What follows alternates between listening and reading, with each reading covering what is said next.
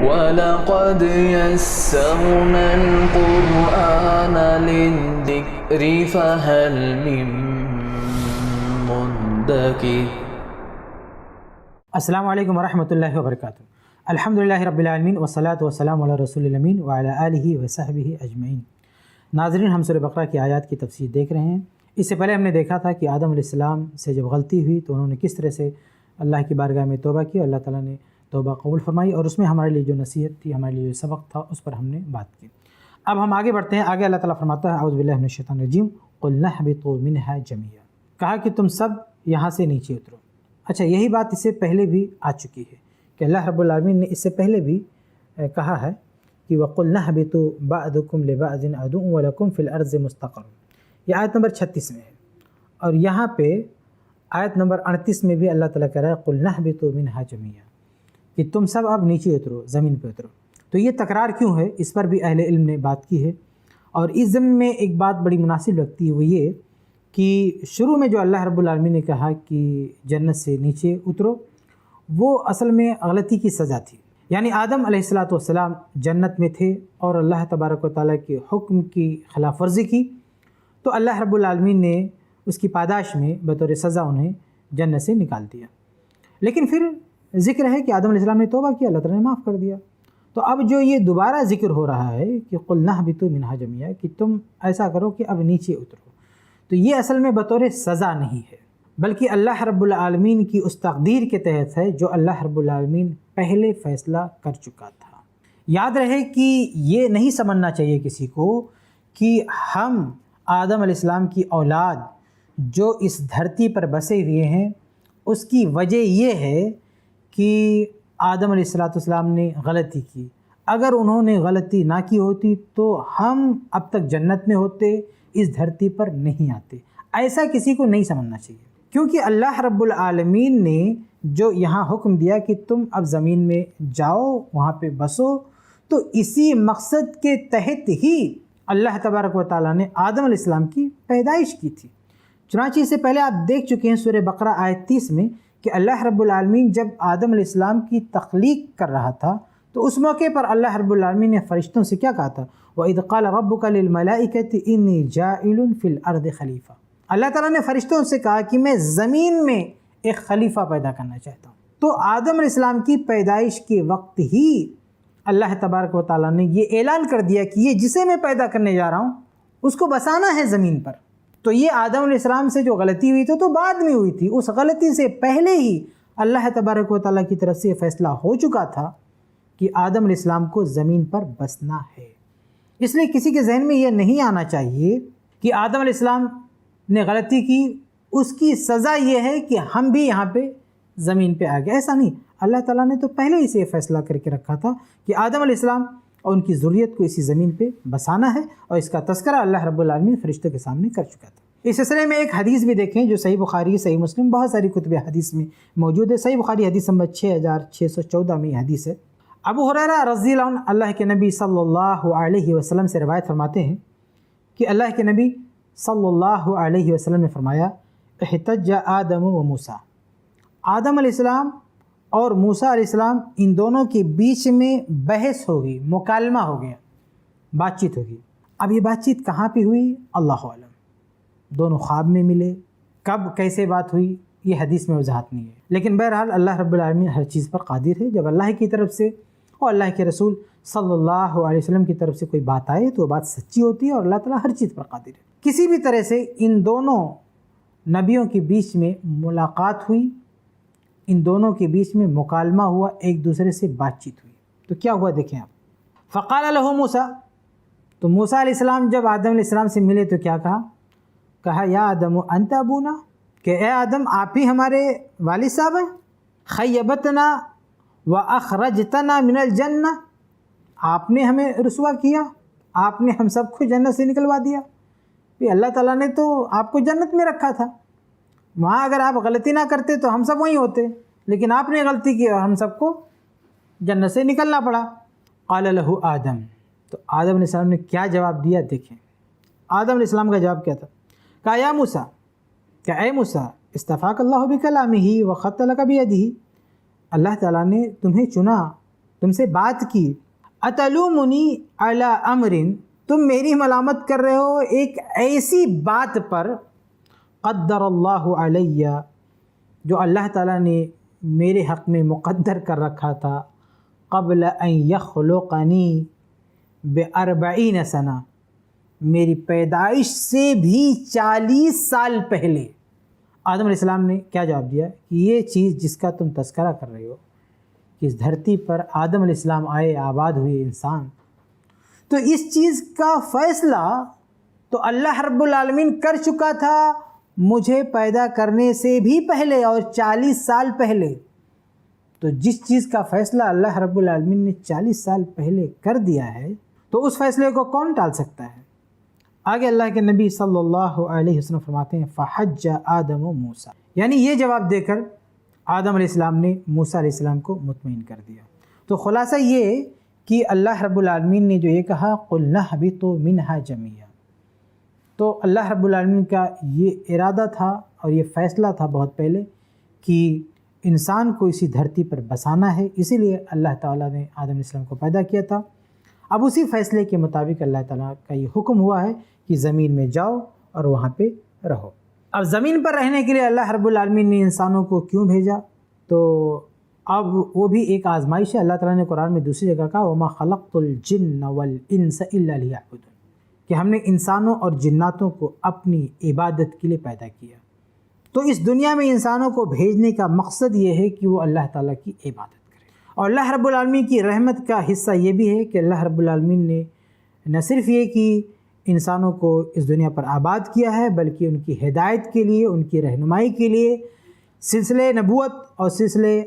انبیاء کی بھی شروعات کی ہے۔ چنانچہ اللہ تعالیٰ فرماتے ہیں فَإِمَّا يَأْتِيَنَّكُم مِّنِّي هُدًى، کہ زمین میں جاؤ اور میری طرف سے اگر ہدایت کی بات آتی ہے۔ دراصل یہاں اللہ رب العالمین پوری انسانیت کے بارے میں کہہ رہا ہے کہ آدم علیہ السلام تم زمین پر بسو گے، تمہاری اولاد ہوگی، تمہاری ذریت ہوگی، تم سب کے لیے یہ بات ہے کہ فَإِمَّا يَأْتِيَنَّكُم مِّنِّي هُدًى، کہ میری طرف سے جو ہدایت آئے گی فَمَن تَبِعَ هُدَايَا، تو جو میری ہدایت کی اتباع کرے گا۔ تو اللہ تعالیٰ فرما رہا ہے کہ جاؤ اب زمین پر بسو، زمین پہ بسیرا ڈالو، وہاں پہ رہو، اور ہماری طرف سے ہدایت آتی رہے گی، یعنی ہماری طرف سے وحی آتی رہے گی، ہماری طرف سے رسول آتے رہیں گے، ہماری طرف سے انبیاء آتے رہیں گے، اور نبیوں اور رسولوں کے ذریعے جو پیغام آئے گا اللہ کی طرف سے، یہ لوگ جو پیغام لے کر آئیں گے ان کی پیروی کرنی ہوگی انسانوں کو۔ جو پیروی کریں گے وہی حق پر ہوں گے، وہی ہدایت پر ہوں گے۔ اللہ رب العالمین نے یہاں جو اصولی بات کہہ دی کہ زمین پر بسنے کے بعد ہماری طرف سے جو ہدایت آئے گی، ہماری طرف سے جو پیغام آئے گا وہی تمہارے لیے ضابطۂ حیات ہوگا، اسی کے مطابق تمہیں زندگی گزارنی ہوگی۔ اس میں اللہ رب العالمین کی طرف سے یہ اصول بھی بیان ہو گیا کہ دین اور شریعت یہ سب اللہ کی طرف سے نازل کرتا ہے۔ دین اللہ کی طرف سے ہی ہو سکتا ہے۔ کوئی شخص اس دھرتی پر رہنے والا، خواہ وہ کتنا ہی نیک ہو، کتنا بزرگ ہو، حتیٰ کہ چاہے وہ نبی رسول، وہ اپنی طرف سے دین نہیں بنا سکتے، اپنی طرف سے شریعت نہیں بنا سکتے، بلکہ دین یہ اللہ کی طرف سے نازل ہوتا ہے۔ اس دھرتی پر دین بنتا نہیں، اللہ کی طرف سے نازل ہوتا ہے۔ تو یہاں پر ان لوگوں کا بھی رد ہوتا ہے جو کہتے ہیں کہ ہم دین میں اپنی طرف سے نئی نئی چیزیں ایجاد کر سکتے۔ نہیں، دین میں کوئی بھی نئی چیز ایجاد نہیں کر سکتے۔ یہاں پر اللہ تعالیٰ نے بیان فرما دیا کہ اب آدم علیہ السلام اس دنیا میں بسیں گے، ان کی جتنی نسلیں بھی پھیلیں گی، ان کی ذریت جو زمین پر پھیلے گی، ان سب کو پابندی کرنی ہوگی اللہ رب العالمین کی طرف سے نازل کردہ ہدایت کی، اللہ رب العالمین کی طرف سے نازل کردہ پیغام کی۔ خود کوئی شریعت انسان نہیں بنا سکتا، بلکہ اللہ رب العالمین کی طرف سے جو شریعت نازل ہوئی اسی کی پیروی کرنی ہے، اور یہ معاملہ صرف اللہ رب العالمین کا ہے۔ یعنی شریعت بنانا یہ اللہ کا حق ہے، اللہ کے علاوہ کسی غیر کو یہ حق، یہ اتھارٹی ہے ہی نہیں کہ وہ شریعت بنا سکے، وہ دین بنا سکے۔ میں ایک دوسرے مقام پہ سورہ شورى آیت نمبر 21 میں کہا ہے جو لوگ اپنی طرف سے شریعت سازی کرتے ہیں، اللہ فرماتا ہے ام لہم شرکاء شرعوا لہم من الدین ما لم یأذن بہ اللہ، کہ یہ لوگ جو اپنی طرف سے شریعت بناتے ہیں، کیا اللہ کے علاوہ کوئی اور شریک ہے جو انہیں ایسا دین بنا کے دے رہا ہے ما لم یأذن بہ اللہ، جس کی اللہ نے اجازت نہیں دی ہے؟ یعنی اللہ تعالیٰ یہاں کیا کہہ رہا ہے کہ جو اپنی طرف سے شریعت سازی کرتے ہیں، گویا کہ انہوں نے اللہ کے مقابل میں کسی اور معبود کو کھڑا کر رکھا ہے، اللہ کے ساتھ کسی کو شریک کر رکھا ہے۔ اللہ تعالیٰ اسے شرک سے تعبیر کر رہا ہے، یعنی شریعت بنانے کا حق صرف اللہ رب العالمین کو ہے، اللہ رب العالمین کے علاوہ کوئی شریعت نہیں بنا سکتا۔ تو اللہ تعالیٰ نے جو کہا فَإِمَّا يَأْتِيَنَّكُم مِّنِّي هُدًى فَمَن تَبِعَ هُدَايَ، کہ میری طرف سے جو ہدایت آئے گی اس کی جو پیروی کرے گا، اس پر جو ایمان لائے گا، وہ ہدایت یاب ہوگا۔ بہرحال یہاں پہ اللہ رب العالمین کی یہ تاکید ہے کہ اس دھرتی پر آدم علیہ السلام کی جو ذریت آباد ہوگی وہ اس بات کی پابند ہوگی کہ اللہ رب العالمین کی طرف سے جو ہدایت نازل ہوتی ہے اس کی اتباع کرے، اس کی پیروی کرے۔ یعنی یہاں پہ یہ اشارہ بھی ہے کہ اللہ رب العالمین کی طرف سے وحی اور رسالت لے کر انبیاء اور رسول آتے رہیں گے، اور ان کا ماننا انسانوں پر یہ لازم ہوگا۔ اب آگے اللہ رب العالمین کا یہ بھی بیان ہو رہا ہے کہ جو لوگ اللہ کی نازل کردہ شریعت پر ایمان لائیں گے، اللہ کی طرف سے نازل کردہ ہدایت کی پیروی کریں گے، تو ان کو بدلے میں کیا ملے گا، اللہ رب العالمین کو کیا دے گا، اور جو انکار کریں گے، کفر کریں گے، ان کا انجام کیا ہوگا۔ تو اللہ فرماتا ہے فَمَن تَبِعَ ہُدَایَ، جو میری نازل کردہ ہدایت اور شریعت کی اتباع کرے گا، فَلَا خَوْفٌ عَلَيْهِمْ، ان پر نہ تو کوئی خوف ہوگا، وَلَا هُمْ يَحْزَنُونَ، اور نہ انہیں کوئی رنج ہوگا۔ خوف اور حزن یہاں پہ دو لفظ استعمال ہوا ہے، اور ان دونوں میں معنوی طور پر کچھ اہل علم نے فرق کیا ہے۔ خوف کا مطلب یہ بتایا ہے کہ جو مستقبل سے متعلق ہو، اس کو کہتے ہیں خوف، ڈر، یعنی کل کیا ہوگا، ہمارے ساتھ ایسا نہ ہو جائے، ویسا نہ ہو جائے، تو یہ جو اندیشے ہیں اس کو خوف کہا جاتا ہے۔ اور حزن کہتے ہیں کہ ماضی میں کوئی حادثہ ہوا، کوئی تکلیف لاحق ہوئی، کوئی مصیبت لاحق ہوئی، تو اس کو لے کر جو آدمی پریشانی میں مبتلا ہوتا ہے اس کو حزن کہتے ہیں۔ ماضی میں کسی مصیبت کو لے کر، کسی معاملے کو لے کر پریشان ہونا، یہ حزن ہے،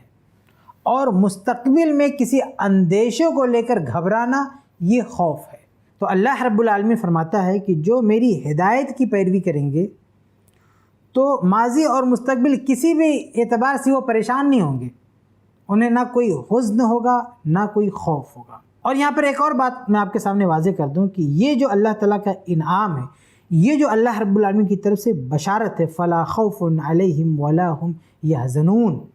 کہ جو لوگ اللہ کی نازل کردہ ہدایت کی پیروی کریں گے انہیں نہ کوئی خوف لاحق ہوگا، نہ کوئی رنج لاحق ہوگا۔ تو یہ جو اللہ رب العالمین کا انعام ہے، کچھ لوگ یہ دکھانے کی کوشش کرتے ہیں کہ یہ انعام صرف جو اللہ کے بڑے بڑے اولیاء ہیں ان کو مل سکتا ہے،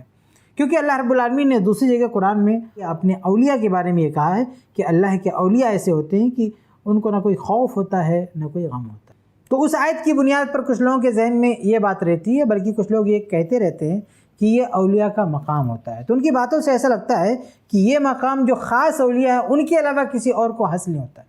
جبکہ ایسی بات نہیں ہے۔ یہاں پہ دیکھیے، یہاں خاص اولیاء کا ذکر نہیں ہے، بلکہ اللہ رب العالمین پوری انسانیت کے لیے بات کہہ رہا ہے کہ پوری انسانیت میں سے کوئی بھی شخص اللہ کی ہدایت پر ایمان لائے گا، پیروی کرے گا، اللہ کے نبیوں کو مانے گا، تو اسے نہ کوئی خوف ہوگا، نہ کوئی غم ہوگا۔ اور اللہ رب العالمین نے قرآن مجید میں اور بھی بہت سارے مقامات پر، بلکہ سورہ بقرہ ہی میں کئی جگہ اللہ کے نیک بندوں کے لیے اللہ کی طرف سے اس انعام کا ذکر کیا ہے، فَلَا خَوْفٌ عَلَيْهِمْ وَلَا هُمْ يَحْزَنُونَ۔ مثلا سورہ بقرہ آیت نمبر 262 میں اللہ فرماتا ہے الَّذِينَ يُنْفِقُونَ أَمْوَالَهُمْ فِي سَبِيلِ اللَّهِ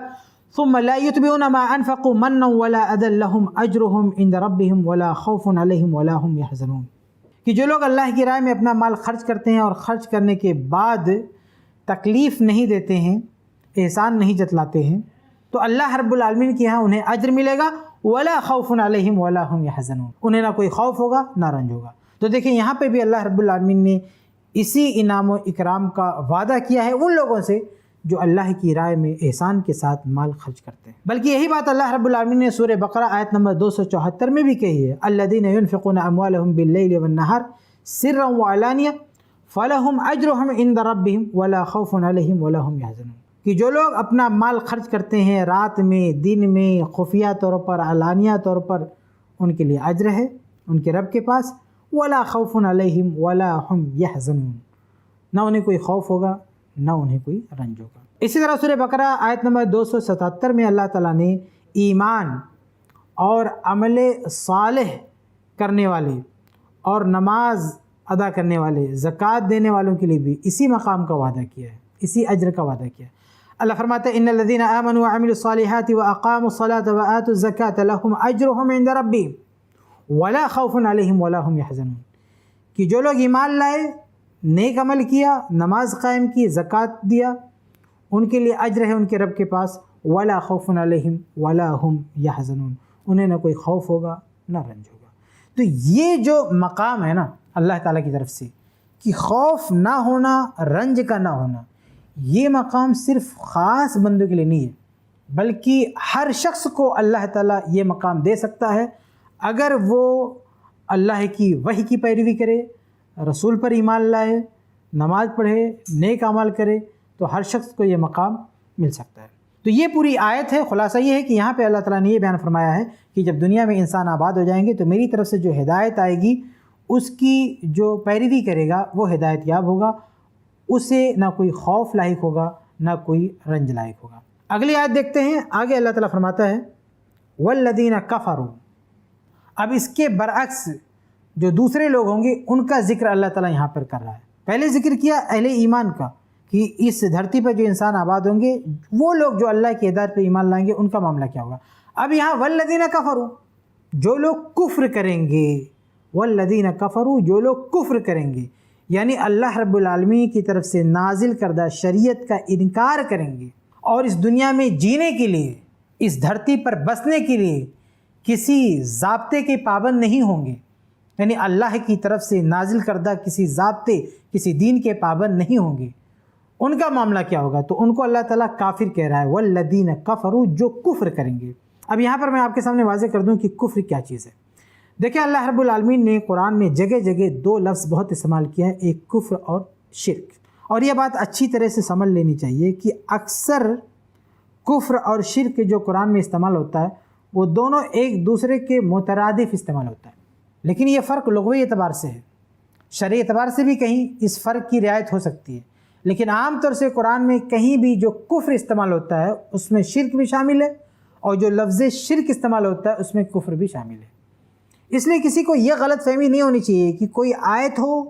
یا کوئی حدیث ہو اس میں لفظ شرک ہو تو آدمی یہ سمجھے کہ یہ کافروں کے لیے نہیں ہے، یا کسی آیت میں یا کسی حدیث میں لفظ کفر ہو تو آدمی یہ سمجھ لے کہ یہ مشرکوں کے لیے نہیں ہے۔ علامہ البانی رحمہ اللہ نے سلسلہ الضعیفہ جلد نمبر 13 صفحہ نمبر 211 پر بڑی اچھی بحث کی ہے اور اس نقطے کو واضح کیا ہے۔ میں اس کا خلاصہ آپ کے سامنے پیش کر دوں تاکہ آگے قرآن میں جہاں بھی کفر کا لفظ آئے، شرک کا لفظ آئے، وہاں کسی طرح کی کوئی غلط فہمی نہ ہو۔ شیخ البانی رحمہ اللہ اس بات کو ثابت کرتے ہوئے کہ شرک کہا جائے یا کفر کہا جائے بات ایک ہی ہوتی ہے، فرماتے ہیں کہ سورہ کہف میں آیت 37-38 میں اللہ تعالیٰ نے ذکر کیا ہے دو لوگوں کا، دو دوست تھے، دو ساتھی تھے، ان میں سے ایک کافر تھا ایک مسلمان تھا، دونوں کا ذکر کیا ہے اللہ تعالیٰ نے سورہ کہف میں، لیکن اللہ تعالیٰ نے دونوں کو کس انداز سے ذکر کیا، دونوں کی گفتگو کو کس انداز سے ذکر کیا وہ دیکھیں۔ اللہ فرماتا ہے قال له صاحبه وهو يحاوره اكفرت بالذي خلقك من تراب، جو مومن دوست تھا اپنے کافر دوست سے کیا کہہ رہا ہے کہ اکفرت بالذی خلقک، تو نے کفر کیا اس ذات کے ساتھ جس نے تجھ کو مٹی سے پیدا کیا۔ اور آگے جو اس کے بعد والی آیت ہے اس میں یہی شخص کہتا ہے لیکن هو اللہ ربی، لیکن یہ اللہ میرا رب ہے، ولا اشرک بربی احدا، میں اپنے رب کے ساتھ کسی کو شریک نہیں کروں گا۔ تو یہ آیت پیش کر کے شیخ البانی رحمہ اللہ فرماتے ہیں فتأمل کیف وصف صاحبہ الکافر بالکفر، کہ یہاں غور کریں کہ اس مومن نے اپنے کافر ساتھی کو کیسے کفر سے متصف کیا، ثم نزہ نفسہ منہ معبرا عنہ بمرادفہ وهو الشرک، پھر اپنے آپ کو اس سے بری قرار دیا، اپنے آپ کو اس سے منزہ قرار دیا، یہ تعبیر استعمال کرتے ہوئے کہ ولا اشرک بربی احدا، اس کو شرک سے تعبیر کیا ہے۔ تو دیکھیں اپنے ساتھی کو مخاطب کیا تو لفظ کفر استعمال کیا،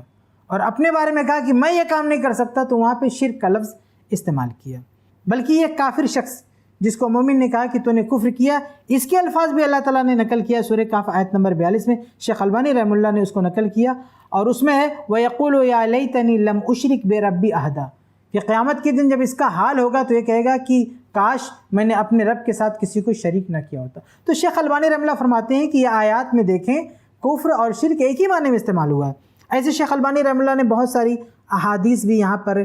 پیش فرمائی ہیں۔ مثال کے طور پر ایک حدیث ہے بخاری مسلم کی، اخرج المشرکین من جزیرۃ العرب، جزیرہ عرب سے مشرکین کو نکال دو۔ تو شیخ البانی رحمہ اللہ فرماتے ہیں کیا ان مشرکین میں کفار شامل نہیں ہیں؟ ایسے شیخ البانی رحمہ اللہ نے علامہ ابن حزم رحمہ اللہ کا قول نقل کیا ہے کہ انہوں نے بھی بہت لمبی بحث کر کے یہ ثابت کیا ہے کہ کفر اور شرک ایک ہی معنی میں ہے، دونوں میں فرق نہیں کرنا چاہیے۔ ایک حدیث ابن حزم رحمہ اللہ نے پیش کی ہے جس میں ہے اجتنبوا السبع الموبقات، کہ 7 بڑے بڑے گناہوں سے بچو، اور اس میں ذکر ہے الشرک باللہ، اللہ کے ساتھ شرک کرنا۔ اب اگر کوئی کہتا ہے کہ شرک الگ ہے کفر الگ ہے، تو اس کا مطلب یہ ہے کہ یہ جو 7 موبقات ہیں اس میں کفر کا شمار ہی نہیں ہے۔ تو اس طرح سے بہت سارے دلائل دیے ہیں شیخ البانی رحمہ اللہ نے اور امام ابن حزم رحمہ اللہ نے۔ خلاصہ یہ ہے کہ قرآن میں جب کفر استعمال ہوتا ہے تو شرک بھی اس میں شامل ہے، شرک کا استعمال ہوتا ہے تو کفر بھی اس میں شامل ہے، اس لیے کسی غلط فہمی میں نہیں رہنا چاہیے۔ تو اللہ تعالیٰ یہاں کہتا ہے کہ والذین کفروا، اور جو اللہ کے پیغام کا انکار کریں گے ان کے ساتھ کیا ہوگا انشاءاللہ ہم آگے دیکھیں گے۔ وقت ختم ہو چکا ہے۔ اللہ تعالیٰ سے دعا ہے کہ اللہ تعالیٰ ہم سب کو قرآنی آیات کی روشنی میں زندگی گزارنے کی توفیق دے، آمین یا رب العالمین۔ الحمدللہ،